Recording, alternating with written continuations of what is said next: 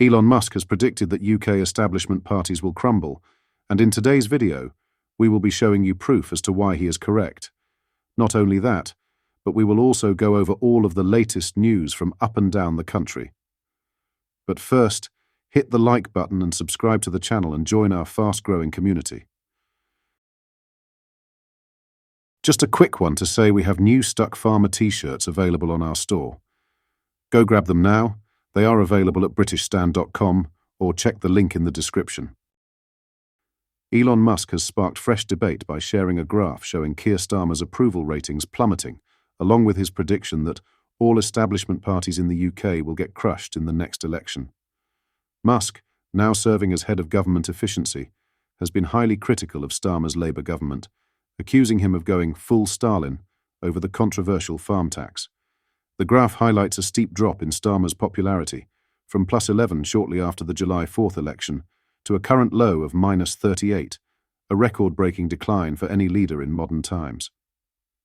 Polling by JL Partners shows that other Labour heavyweights are also facing declining approval, with Rachel Reeves's ratings taking a similar hit.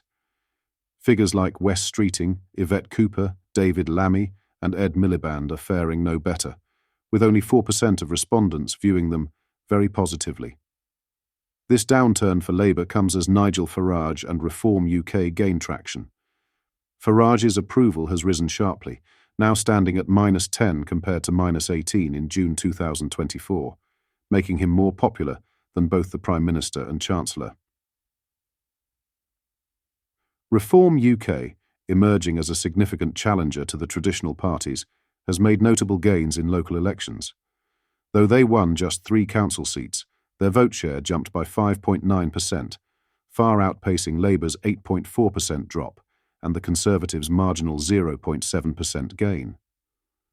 The first-past-the-post voting system has historically limited Reform UK's impact, as their support often spreads thinly across constituencies. However, proportional representation systems, like the one used in Wales, could change the game. Recent polls suggest Reform could dominate Welsh politics, with one survey placing them at 28% of the vote, higher than Labour's 26%. Analysts predict this could make Reform the third largest party in Wales if elections were held today. Nationally, Reform is also making strides, polling at 21%, just 3 points behind the Conservatives. Labour's lead has shrunk to 30%, while the Tories remain stagnant at 24%. Reform UK chairman Zia Yusuf believes this momentum reflects the party's growing influence. "We are reconstituting the centre-right of British politics," Yusuf said, noting that their membership is nearing 100,000 as they prepare for future council elections in May 2026. While the next UK general election isn't scheduled until 2029, the political landscape is shifting rapidly, particularly in Wales, where Reform's rise could significantly disrupt Labour's 25-year dominance in the Senedd. What are your thoughts on this? Let me know in the comments.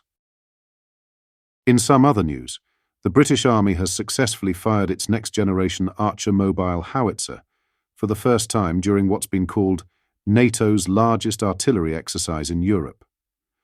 The demonstration took place in Finland, near the Russian border, as part of Exercise Lightning Strike, which is part of Dynamic Front 25.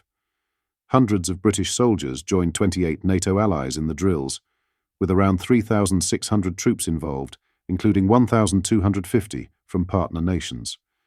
The exercises took place at Rovajärvi, Europe's largest firing range, which offers ideal conditions for training in Arctic terrain. The UK Ministry of Defence highlighted the exercises as reinforcing the country's NATO-first defence strategy. Armed Forces Minister Luke Pollard praised the Archer Howitzer as a powerful new weapon to strengthen the UK's security. This marks Finland's first major international military exercise since joining NATO in April 2023, ending its long-standing neutrality and significantly expanding NATO's land border with Russia. In other news, thousands of drivers who were wrongly fined for traffic offences in Reading are set to receive refunds following a significant error by the local council. In October, Reading Borough Council acknowledged a flaw in its traffic system that resulted in 6,136 penalties, being mistakenly issued to drivers on red routes over an 11-year period. These fines were issued to drivers who were penalised for violations along routes marked with double red lines, where stopping is prohibited. The Council is now working to correct the mistakes and has launched a consultation to revise 9 Traffic Regulation Orders, TROS, across the borough. This could result in refunds totalling over £357,000 for drivers who received penalties between October 2013 and 2024. Red routes, which are monitored by cameras, impose fines of £160 or £80 if paid, early, for drivers caught stopping along certain streets. The Council's chief executive issued a formal apology, stating that parking enforcement was suspended as soon as the issue was identified. She assured the public that the Council is taking further action to ensure this doesn't happen again. However, the apology has done little to quell the anger of many affected drivers. Some have expressed frustration online, calling for stricter oversight of those responsible for issuing fines.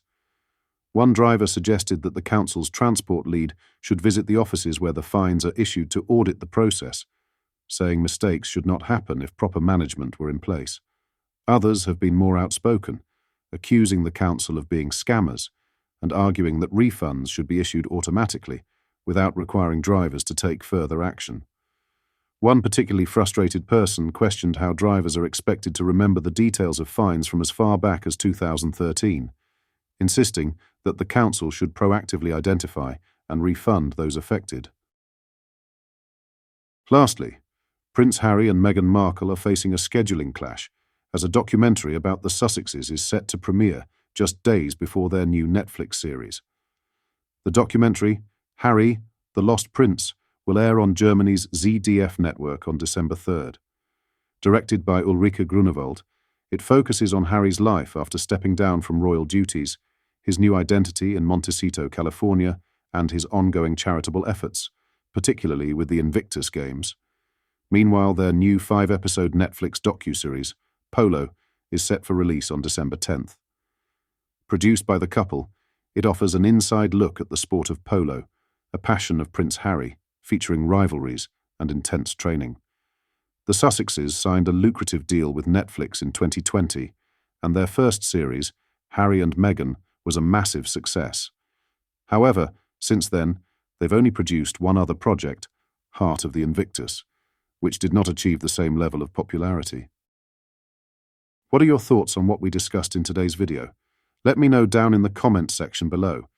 If you've not yet already, make sure you do drop a like on this video and subscribe to the channel for more British political content. Thank you, take care, goodbye.